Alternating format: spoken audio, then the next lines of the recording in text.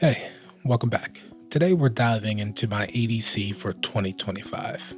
It's been a while since I've done one of these, but I'm happy to say that my gear hasn't changed too much. So this actually might be the last one of these for a while. But there's one thing that I'm hoping to add to my EDC that I'd love your help with. So if you stay long enough to hear it, I would love to hear your suggestion in the comments. Now I know you don't owe me anything, but if you enjoy videos like this one and like to help me reach more people, consider subscribing to the channel. With that said, let's go ahead and jump into my EDC and begin with my wallet. So since my last video about wallets, I've come back to this one because it lets me carry all of my cards without worrying about forgetting the one I actually need at home. The slimmer and MagSafe wallets just don't offer the same level of convenience. And while I'm still on a hunt for a new wallet, I really appreciate all the suggestions you all took the time to leave. And I really like all of them, but honestly I think my favorite is this tourist camp model. It looks really well made, and the leather looks fantastic after it's broken in. I haven't pulled the trigger yet, so if you have any experience with this particular model or still have other recommendations, please leave them in the comments. Alright, next up is my pocket knife of choice. And I'm still pretty new to the knife world, and I'm really afraid to dive into the research because it's an expensive hobby that I just don't want to start up right now. But I got this thing a few years ago and have been carrying it ever since. I thought about upgrading the scales, but the juice just didn't seem worth the squeeze, so to speak. So I've kept it in a stock blue finish.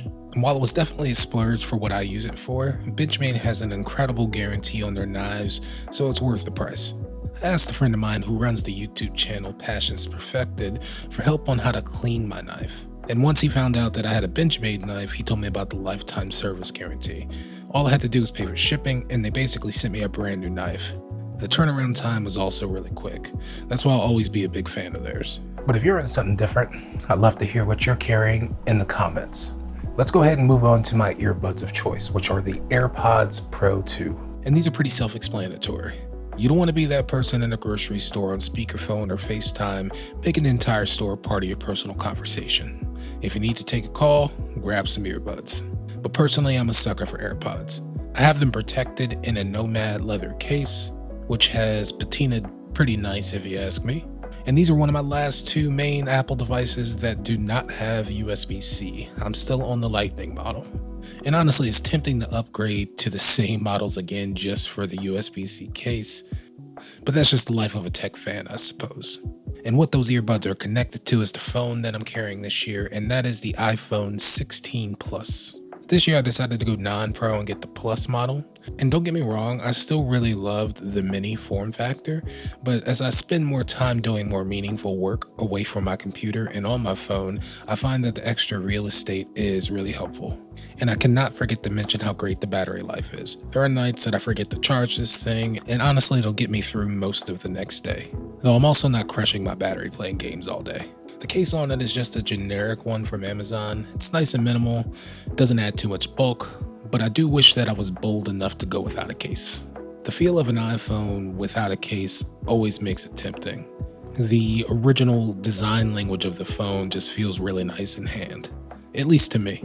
I also got this snap grip on the back. It's like a low profile MagSafe pop socket that allows charging without taking it off, and it's magnetic. You know, I really hate how big the regular pop sockets can be, and to be honest, I rarely use it, but when I do, it's nice to have, so this was a perfect compromise. But before we move on, if you're still watching and you haven't liked the video or subscribed to the channel, not sure what you're waiting on, but this is a great opportunity to do so.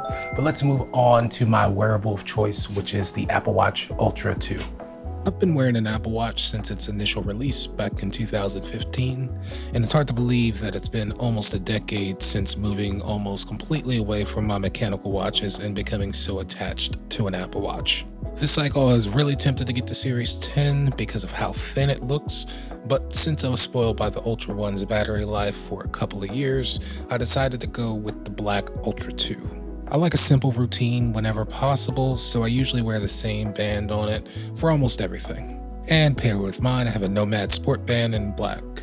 And it personally gives me the vibe of a classic G-Shock look or an old calculator watch from like the 90s, which I enjoy a lot, and it keeps things nice and simple. But again, the thinness of the Series 10 was very tempting. So if you have any experience with the battery life, let me know if I made the right choice by going with the Ultra or not. I would love to hear your experience. I actually really want to try that new Milanese loop band, but I'm not really trying to spend more money on bands right now. But let's go ahead and move on to my next wearable, which are my glasses. And just like the watch, I also wear the same glasses for pretty much everything. If I need to dress up, I might switch it to a different pair, but mostly these Oakley center boards are my go-to. I even wear these to the gym. They're comfortable and easy to grab and just go, just like my watch. Now, I'm not totally blind, but my vision definitely isn't what it used to be, so I've been wearing glasses for a few years now, and they're still in great condition. And as you can see, I have them in this clear variant. They're all plastic. They do not have any of the nose guards. I don't know why I'm not a huge fan of those or the metal frames, but to each their own. I've also been looking at the Persol PO307Vs, who clearly get their naming scheme from Sony, but I haven't been anywhere to try them on yet. And before anyone even comments and mentions it, I cannot do contacts. I am just way too squeamish with my eyes to put something in them on a regular basis. But moving on, I do carry a couple extra things with me that I consider non-negotiable, so I'll go over those now. Look, it's never a good time to be ashy, especially not in the winter. So I always have lotion, chapstick, and hand sanitizer with me. But I hate carrying them. They're just loose items that never really have a natural home or resting spot. So I usually over-purchase them and leave them in different bags and places. I was thinking that there has to be a pouch that I could just grab and go, like my wallet, and throw it in my pocket or bag. I just haven't found the perfect solution for that yet. I do have this Topo pouch, which would be great, but those items are too large for this particular pouch. So if you have any suggestions on how I can carry these items a bit more practically in my EDC, I'd really appreciate it. Let me know in the comments. And the last thing that I carry with me are my keys. And if you haven't seen the video that I made about my keychain yet, I'll leave a link to that video here. It's the cheapest item on this list, and I'm sure if you enjoyed this video, you'll enjoy that one as well. Hope to catch you in the next one. Later.